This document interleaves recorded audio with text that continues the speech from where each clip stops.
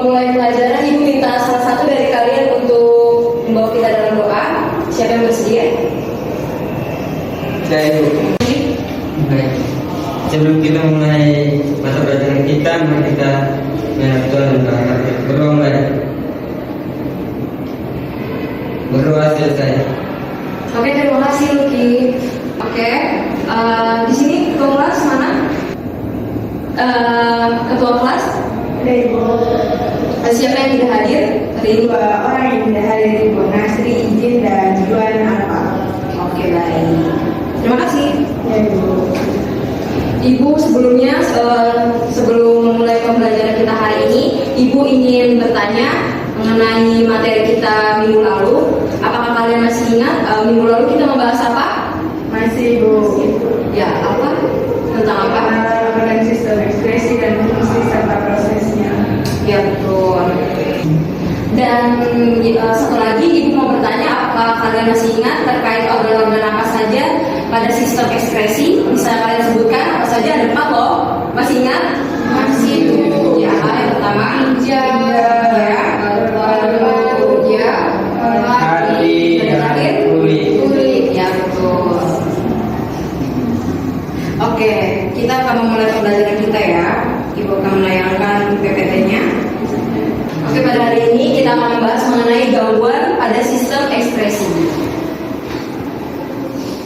Berikut ada 7 pembelajarannya, yaitu yang pertama, mengidentifikasi berbagai gangguan pada sistem ekspresi, dan yang kedua, menganalisis penyebab dan dampak gangguan sistem ekspresi serta mengembangkan solusi untuk mencegah atau mengatasi gangguan sistem ekspresi melalui pendekatan berbasis masalah.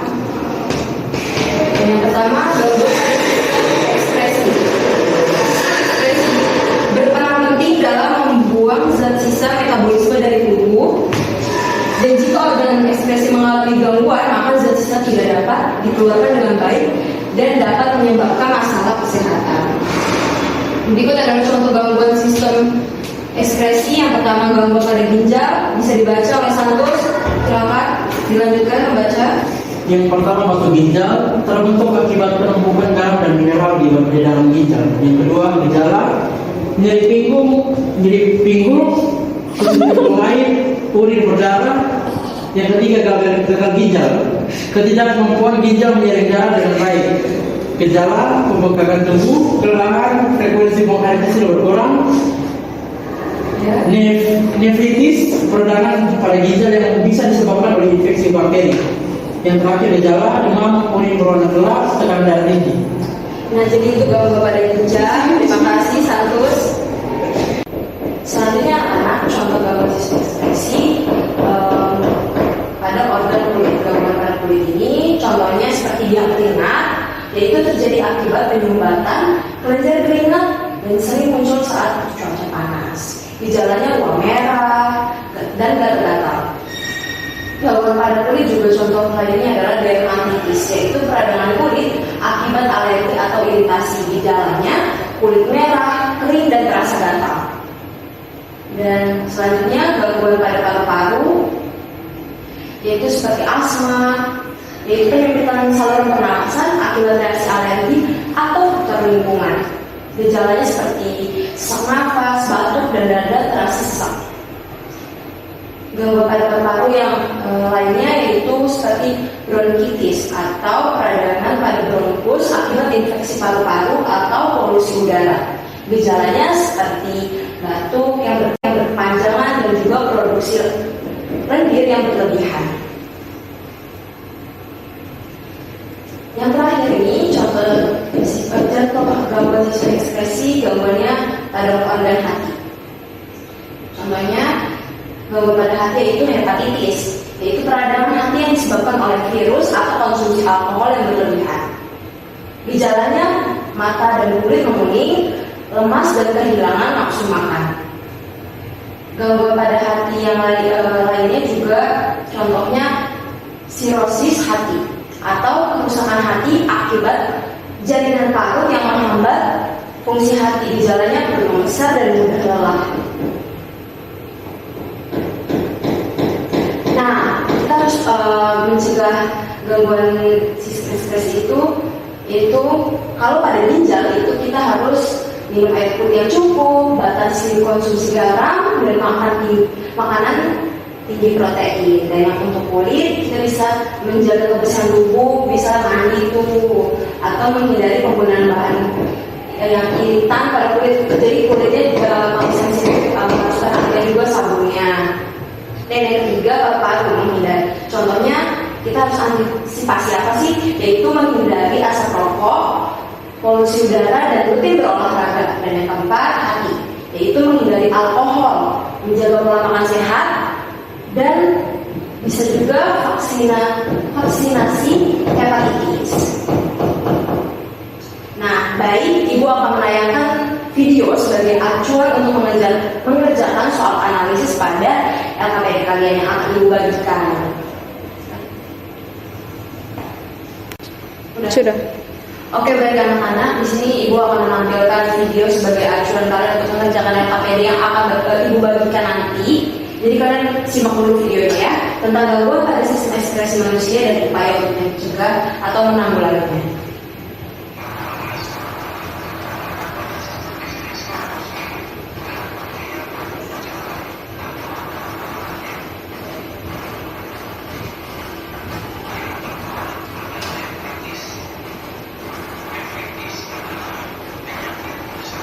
Simak ya anak-anak, karena ini berhubungan dengan soal yang ada pada LKPD yang akan diberikan nanti.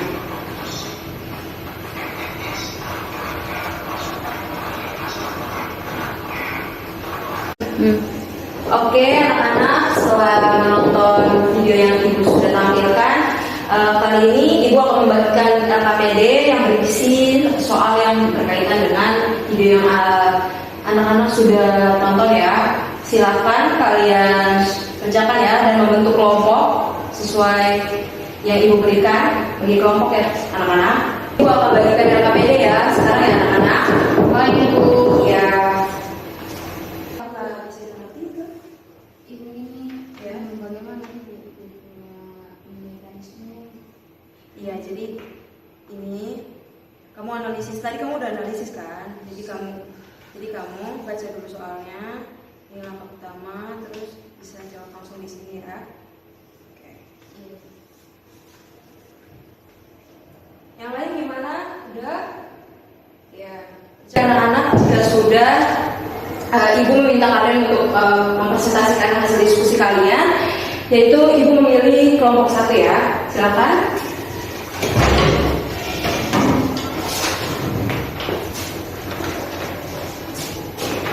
Baik, terima kasih. Ya, lanjutkan. Baik, terima kasih atas waktu dan kesempatan yang telah diberikan kepada kami. Kami dari kelompok 1 ingin mempresentasikan hasil kerja kami. Nomor 1, jika kalian mengalami gangguan ekspresi seperti yang ditampilkan dalam video, apa langkah pertama yang harus dilakukan? Baik, jawabannya langkah pertama adalah mengenali gejala yang dialami dan segera berkonsultasi dengan tenaga medis dan mengikuti saran dokter untuk pemeriksaan lebih lanjut seperti tes urin atau tes darah. Kemudian nomor 2, apa kebiasaan sehari-hari yang dapat kalian ubah untuk menjaga kesehatan sistem ekspresi? Baik, jawabannya yaitu dengan minum cukup air setiap hari, mengurangi konsumsi garam berlebihan, menjaga pola makan sehat, dan menghindari konsumsi alkohol atau rokok. Nomor 3, bagaimana dampak gangguan ekspresi terhadap aktivitas sehari-hari seseorang?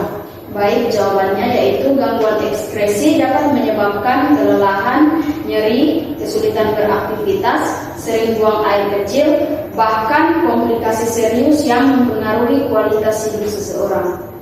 Nomor 4, jika kalian adalah dokter, bagaimana cara kalian menjelaskan kepada pasien tentang pentingnya menjaga kesehatan sistem ekspresi? Baik, jawabannya yaitu sebagai dokter saya akan menjelaskan bahwa sistem ekspresi ini berperan penting dalam membuang racun dari tubuh. Nah, oleh karena itu menjaga kesehatan ginjal, hati, paru-paru, dan kulit ini sangat penting melalui pola makan sehat, hidrasi cukup, dan pemeriksaan rutin. Nomor 5, apa peran pola makan dan konsumsi konsumsi air dalam menjaga fungsi sistem ekskresi agar tetap sehat?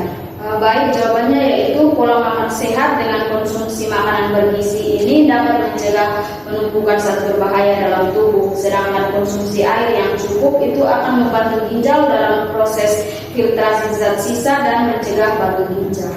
Sekian presentasi dari kami. Oke, berikan tepuk tangannya teman-teman. Silakan duduk satu. Oke, baik anak-anak, jika kalian sudah mempresentasikan, Ibu dapat ingin menyampaikan kesimpulan yang akan menjadi pemahaman bagi kalian, yaitu sistem ekskresi adalah sistem yang menjaga kestabilan tubuh dengan membuang zat sisa yang tidak diperlukan dalam tubuh. Jadi untuk menjaga sistem ekskresi tetap terjaga dengan baik, kita harus menjaga tubuh kita seperti menjaga pola makan, tidur teratur, tidak menahan kencing, itu juga salah satu hal yang penting. Itu saja penguatan dari Ibu. Jadi selanjutnya Ibu meminta salah satu dari kalian untuk membacakan, maksudnya untuk memberikan refleksi pembelajaran kita pada hari ini. Baik Ibu, jadi untuk refleksi kita pada hari ini, pembelajaran kita ini cukup Bilang saya dulu. Siapa yang bersedia? Saya Ibu. Baik Ibu, jadi pembelajaran kita pada hari ini cukup menyenangkan, tetapi ada sedikit kendala saat mencari informasi dikarenakan sumber bacaan terbatas. Oke, baik, terima kasih Clarista untuk refleksinya. Ibu akan meningkatkan lagi mengenai bahan bacaan kita, pembelajaran kita pada pertemuan yang akan datang ya. Baik Ibu. Oke, untuk menutup pembelajaran kita hari ini, Ibu minta salah satu dari kalian untuk menutup kita dalam doa. Baik Ibu dan teman-teman, sebelum kita lakukan ke rumah kita masing-masing, mari kita berdoa. Berdoa mulai. Berdoa selesai. Terima kasih. Oke, pembelajaran kita hari ini sudah selesai. Jadi terima kasih dan selamat siang semuanya. Selamat siang Ibu. Ya.